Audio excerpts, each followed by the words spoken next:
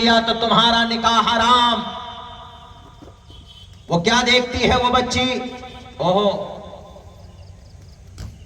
فلاں نے سیف علی خان نے تو کرینہ کپور سے شادی کر لیا ہے، ہندو ہے مسلمان ہے، ان کا نکاح جائز ہے تو ہمارا بھی جائز ہوگا.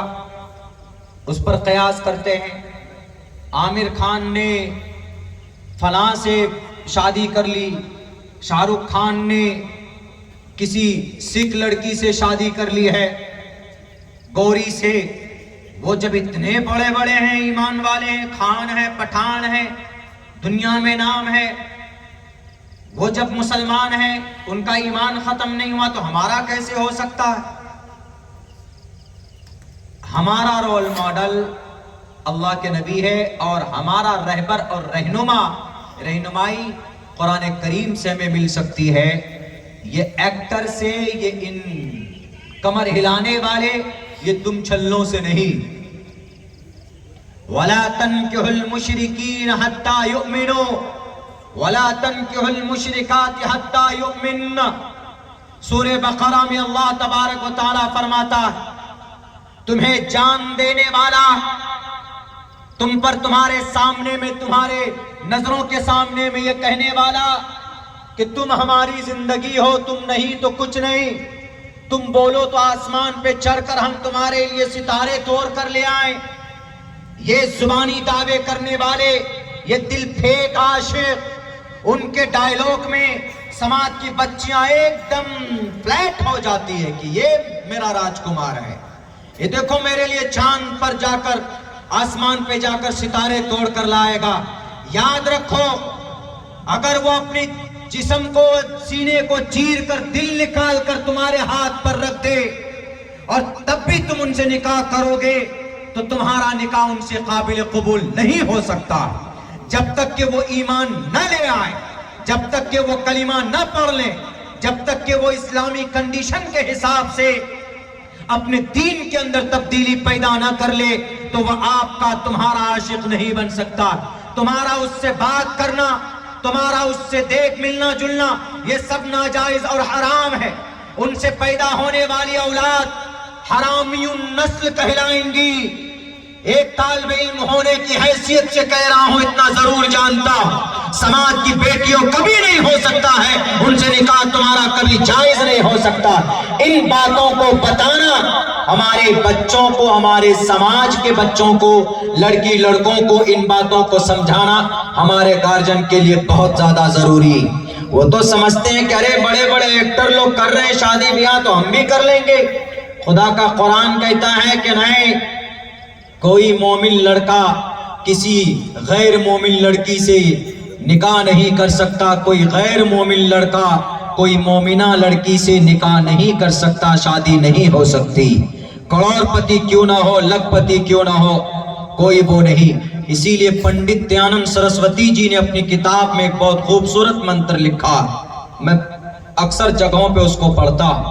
اللہ کے نبی کی حدیث اس کی تصدیق میں ہے، بلکہ اللہ کے نبی کی حدیث کو دیکھ کر ستیار پرکاش میں شاعر، جو کہ بہت بڑا ودوان بھی تھا، پنڈت دیانند سرسوتی جی، وہ لکھتا ہے، وہ کہتا ہے کہ ماترمان پترمان چاریاوان پرشو ویدا پرشستا دھارمکی ودیتی یسسا ماسمگمہا. اے سماج کے لوگوں، اپنے بچوں کو تم بڑا بنانا چاہتے ہو تو پہلے نمبر پر والدین کی گود، ماں باپ دونوں کی تربیت ضروری ہے.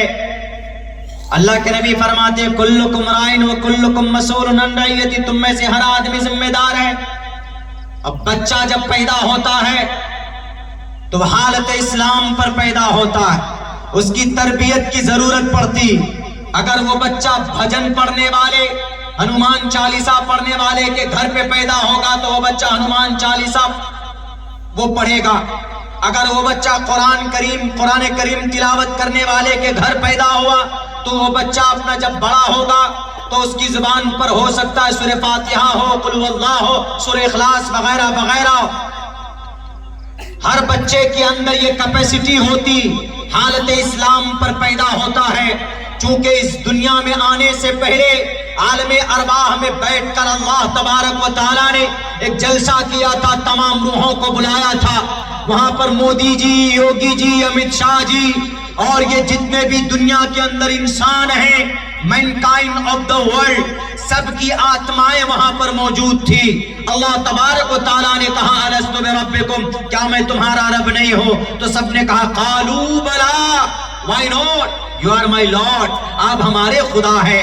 جب وہاں خدا مان لیا، جب وہاں کا عقیدہ یہ ہے کہ آپ ہمارے اللہ ہے، تو مرنے کے بعد جو بچے کے اندر کیپیسٹی ہوتی ہے اس نسبت کی وجہ سے جڑی ہوئی ہوتی ہے، اسی روح کو اس زمین پر ایک جسم دے کر ماں کے پیٹ کے اندر اللہ تبارک و تعالیٰ دنیا کے اندر بھیجتا ہے، اور پھر وہ بچہ جب ماں کے پیٹ سے نکلتا ہے تو حالت اسلام پر پیدا ہوتا، اور پھر اس بچے کی جیسی تربیت ہوتی ہے، وہ بچہ اپنی تربیت کے اعتبار سے، اپنے ماحول کے اعتبار سے، اپنے ماں باپ کا جیسا عقیدہ ہوتا ہے وہ بچہ ویسا ہی بڑھتا چلا جاتا ہے، اس کے عقیدے بڑھتے چلے جاتے۔ تو اس سے پتہ چلتا کہ بچے کی مستقبل، بچے کا عقیدہ ماں باپ کی تربیت کے اوپر ڈیپینڈ کرتا۔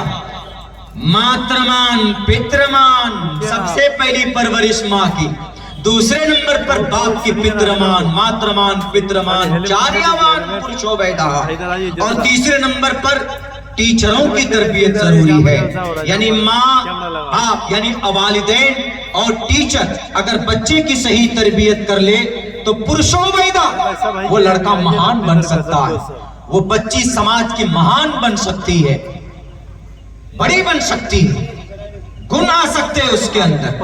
تو اس سے صاف پتا چلتا ہے کہ آج ہمارے سماج کے اندر جہاں جہاں پر بھی ارتداد کا معاملہ ہے، وہاں پر ہمارے پیرنٹس لوگ کان میں تیل ڈال کر